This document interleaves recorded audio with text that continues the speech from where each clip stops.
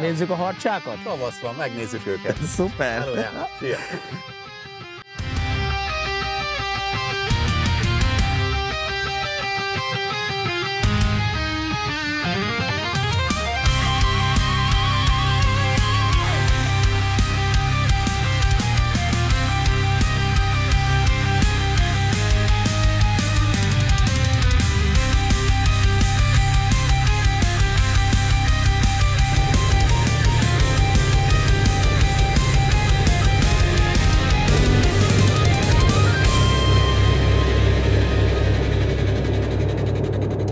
Karcsi, hol keressük a harcsakat tavasztal?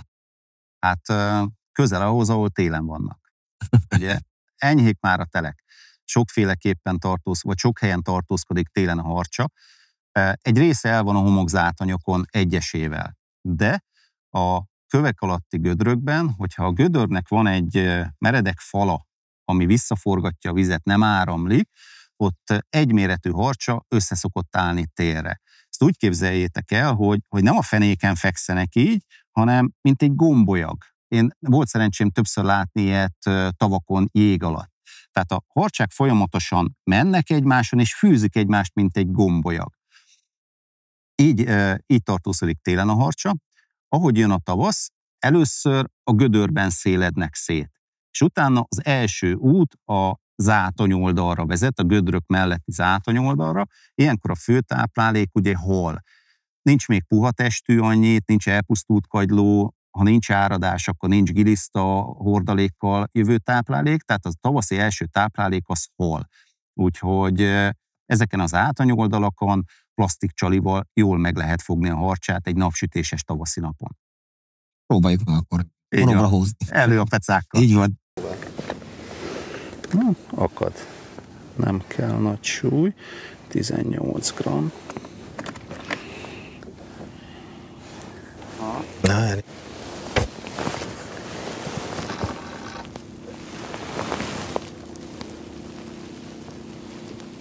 Ha így megtartanám a zsinort, és úgy tenném le, akkor az áramlás jobbra-balra csinál 8-asokat a zsinórba, vagy hát egyik fele erre fúj, vagy tehát az egyik része a zsinórnak erre megy, utána így megy, és nem tudod kontrollálni, és elviszi a csalit oldalra. Most is egy kicsit oldalra ment.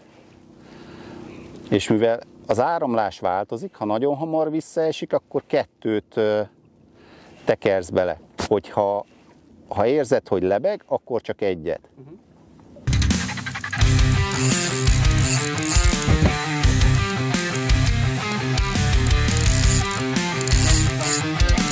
Nem kell.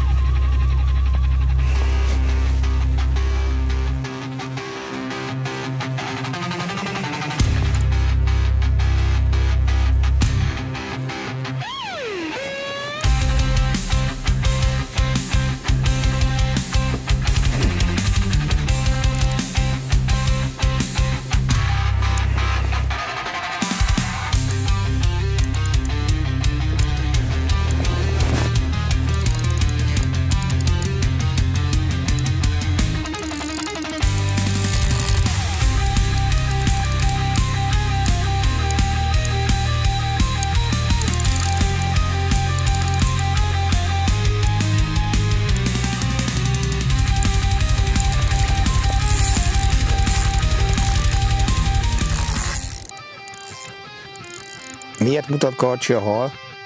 Hát kicsit nagyobb, mint amikre gondoltam, de Milyen kapása volt neki? hát a szokásos éles, tehát ilyenkor aktív a harcsa, meleg a víz, ugye már 5 fok fölött vagyunk jóval, muszáj enni.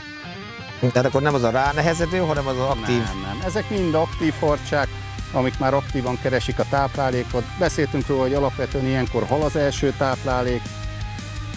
Ott már meg is mutatja magát. Szép. 10 kiló körül, igaz? Majd át kell mennem arra az oldalra.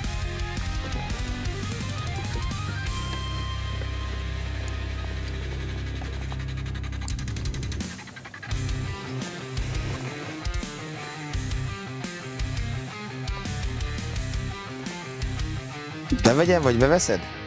Hát, Sándor, rád bízom a nemes feladatot, mit szólsz? Na akkor.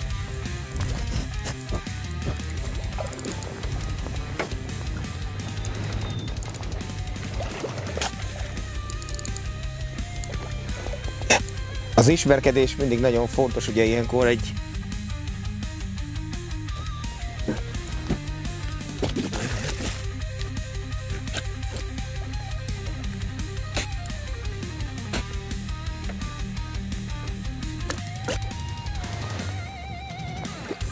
nagy, szép foga. Srácok, elengedheted. Jó, volt? Aha. Gyönyörű, szép tavaszi harcsa. Egy harcsát. Bő 10-es. Így van. A Csali, duó verzesed. Majd utána beszélünk róla, hogy miért.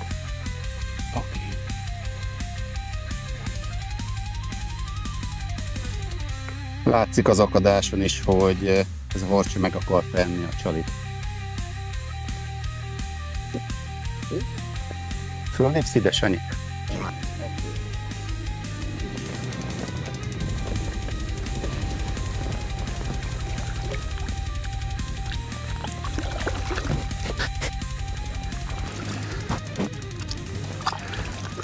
Na fiúk, ilyenek a Dunai harcsák. Hajrá! Még a fiúk horgásznak, néhány szót mondanék a Csalikról. Ugye elhangzott, hogy tavasz van, alapvetően halat eszik a harcsa, a szélvizekbe húzódik ki, tehát a gödrökből húzódik ki az átonyok felé, az elsőnvel találkozik a kisebb méretű táplálékkal. Én ezért általában ilyenkor 4-5 szoros csalikkal szoktam horgászni, viszont a harcsa nem lát jól, de egyébként zavaros vízben is teljesen jól tájékozódik. Fontos egy kicsit segíteni neki. 2 dologban tudunk segíteni. Egy kicsit aktívabb csalit választunk, illetve a színben, a rossz látása miatt napsütésben, tiszta vízben is bátran használjunk élénk színű csalikat. Akár lehet zöldek, sárgák, rózsaszínek, vagy akár fehér, mindegyik jól látható a harcsának, a vaksi szemeinek megpróbálunk egy kicsit kedvezni. Amin 1 éve használom a Duo Versaset csaliját, azt kell tudni erről a csaliról, hogy rengeteg sót tartalmaz. Több mint 1,5 grammal nehezebb, mint egy hasonló slim testű 4-szoros csali. Emiatt nagyon tömör az anyaga, nagyon jól tart a horgon, és ezért a súly miatt lehetett kialakítani egy speciális farokkiképzést, tehát gyakorlatilag egy 3-szög alakú dudort képeztek a farkán, ami egy egyeni mozgást ad ennek a csalinak. Mi ez az egyeni mozgás? A plastik csalik ugye a farkukat tekerik különböző mértékben, jobbra-balra, ahogy mennek. Emellett ugye bizonyos csalik képesek a testet billegtetni. A Duo Versaset ehhez képest ennek a farok kialakítás eredményeként még egy S alakú mozgást is végez, miközben a farkat jobbra-balra tekeri, és annyira erős a faroknyél kialakítása, hogy még 18 grammon is egy ilyen slim testű csali képes bebillegtetni a testet. Tehát egy nagyon összetett és nagyon különleges mozgást képez. A téli süllőknél is, főleg az inaktív időszakban, mikor például mondjuk egy biva télganernek a veretése már sok volt, de a Deus például kevés volt, mert zavaros volt a víz, akkor pont ezzel a színnel, és a duó verzaset eredményesen tudtunk télen is horgászni.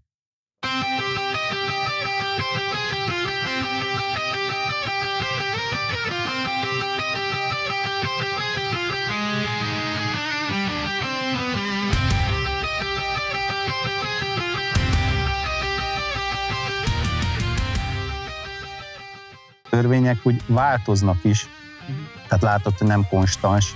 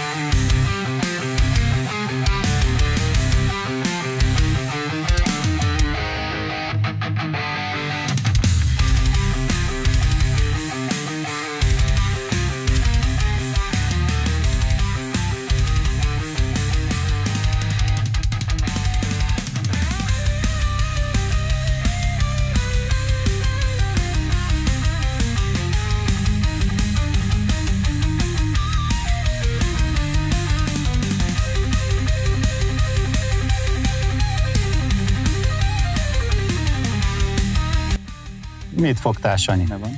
Még vasmacskát le. Csak nem. Ezt én harcsának nézem, Sanyi. Hát lehetséges. Jó vezető. Jó csalit adott. Jó volt a gramválasztás, a hely is. Innen már csak jó kéz kell. Innen már csak szép korokra vett ügyesség.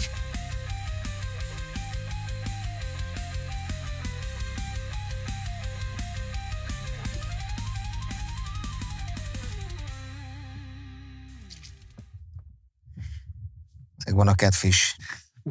Sanyikám. Nagyon szépen köszönöm. Tessék. Az imént mondtad, hogy egy pár ismerősödet lehoztad, és még senki nem fogott itt harcsát. Hát, te vagy az első. Nagyon akkor. szépen köszönöm. Még egyszer. Szépen levette a gújt. Adok egy fogót. Jó kopása volt neki.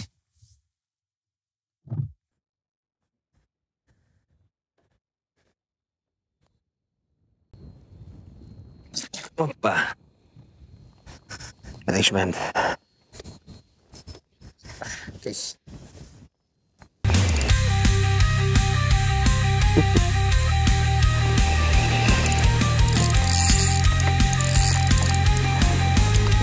Ki is veszem.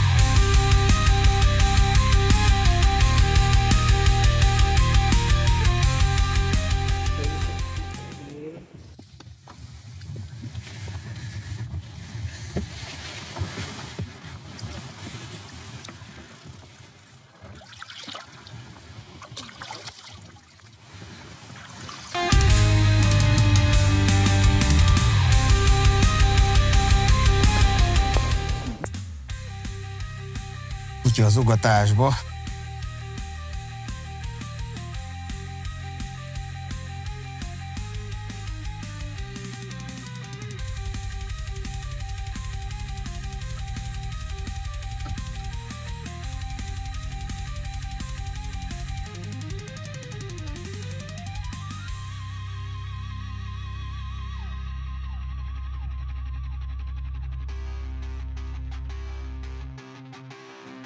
Ez se lesz egy gigantizmus.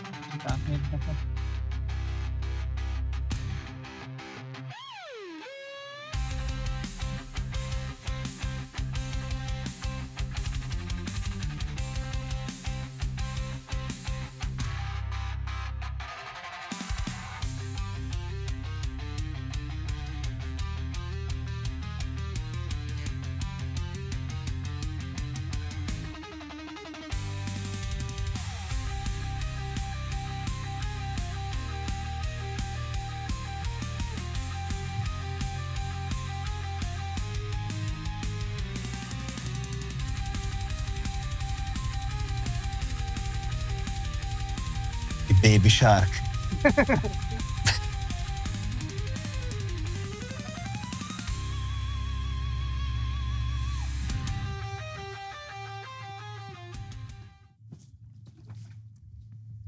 A biztos kéz. Harcsának harcsa.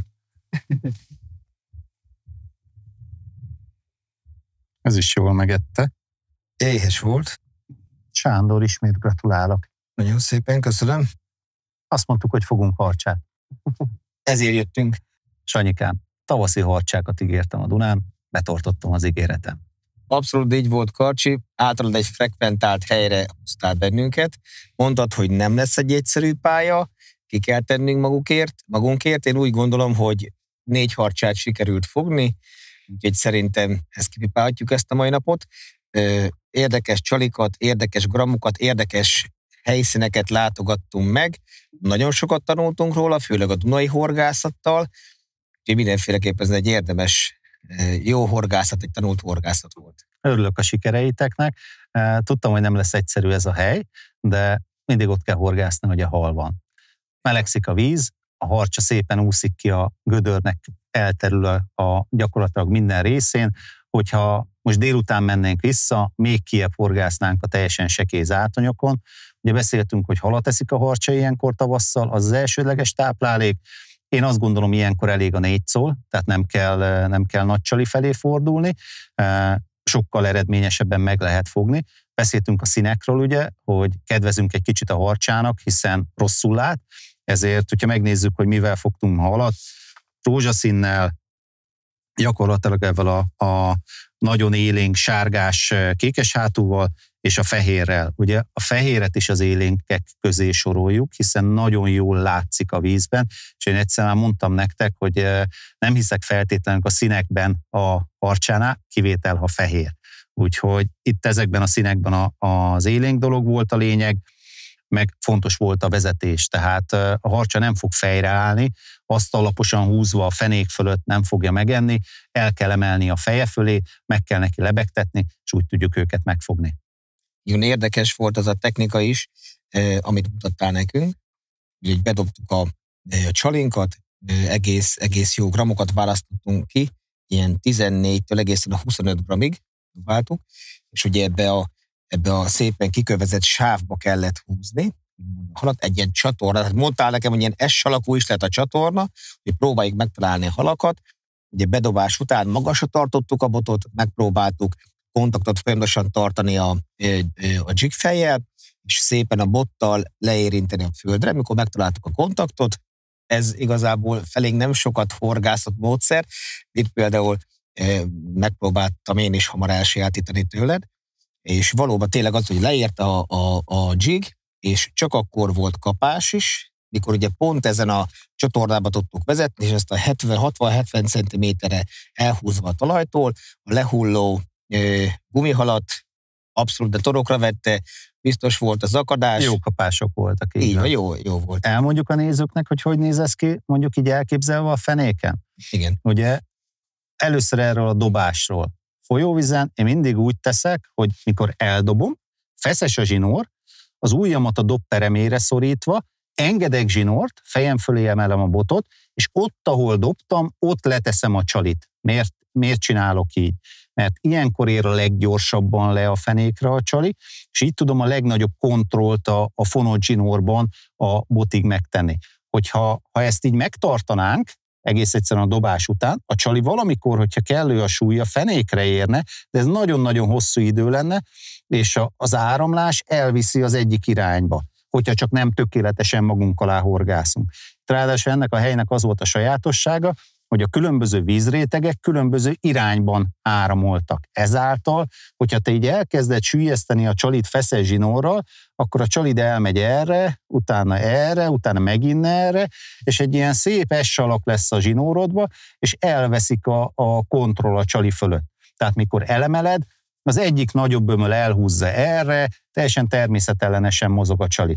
Tehát itt az volt a jó, hogy letenni gyorsan, ahogy mutattuk a technikát, és onnan viszonylag magasra elemelni. Azért nem a grammokat úgy választottuk, hogy ne legyen túlsúlyozva, ez nem egy gyors peca volt, hogy ding-ding-ding, hanem egész egyszerűen a harcsa orra elé el kellett lebegtetni, és ez nem egy esési fázis volt, hanem egy lebegési fázis. Tehát ahogy tartod a zsinórra, nem az volt, hogy így zuhan vissza, hanem szépen visszavitorlázik gyakorlatilag, minél több időt tölt a harcsa orra elé. Ezek a harcsák egyébként már nem fenéken lelapult inaktív halak voltak, hanem aktív kereső halak. Sokkal több időt van így abban a zónában, ahol kapást kaphatunk. És érdekes volt tényleg, mikor az első harcsám a fehér színnel jött, és pont ugyanezt éreztem, hogy mikor le tudtam tenni a csalit fenékre, általában mondom, és megemeltem két jó nagy beletekeréssel, föl rántottam majdnem egy méterre, és hogy szépen, ahogy te mondod, vitorlázott lefel az áramlásokon, ott mozgott, és paff! Éreztem az első kapást. Nem is vettünk elő más csalit, csak a Duo Versa egyét. Ez egy egyéves csali a dobozomban. Talán legelső podcastban mondtam, hogy előtte tettem ezeket be, de még nincs róla információ. Én azt gondolom, most is még csak félinformációk vannak, hiszen alapvetően folyóvíziek a tapasztalataink, de folyóvízen ezen a télen ez a csali tarolt.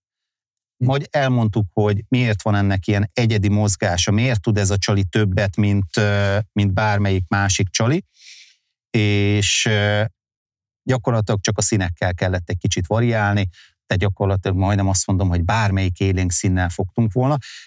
Nem állítom, hogy nem találtunk volna a dobozunkban másik csalit. Ugye aktív csali kell a harcsázásra, aktív vibráció, ami messziről fölkelti a harcsa, hogy is mondjam, látja a harcsa messziről, vagy érzékeli, de például egy télganerrel is azt gondolom, hogy eredményesek lettünk volna, de ma Duo Versa sedé volt a nap. Szépen köszönöm, hogy elhoztál bennünket harcsázni. Egy régi ígéretedet váltottad valóra, én nagyon örültem neki. Az első Dunai harcsám, az első 2 Dunai harcsámat így fogtam meg, úgyhogy örömmel, hogy hálás vagyok érte, hogy elhoztál bennünket. Szívesen máskor is.